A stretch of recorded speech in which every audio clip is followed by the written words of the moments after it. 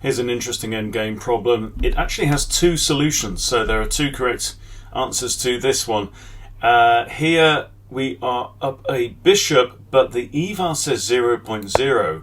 It changes, however, when white plays king to e2. Now, there are two ways to win, but they are different variations of the same idea. Take your time, think it through. What would you play as black?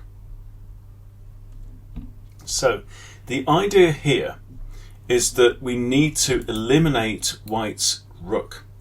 And we don't mind giving up a pawn to do that because our rook is going to be quick enough to capture this pawn. And if we have a king and a rook against a king, then we know that's a winning endgame. So we need to force white to give up the rook. Now, one way of doing it is to push pawn to c2. I know there are other tempting rook moves here, but here's the first solution, is pawn to c2. And now he's really got to capture the pawn with his rook, after which we simply play rook to e3 check. So we're hitting the king, we're hitting the rook. When the king moves, we're going to pick up the rook.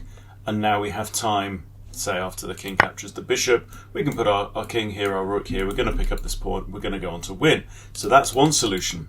So the other one is actually rook to e3 check as well. The king can't go here, he can't go here, he can't go here.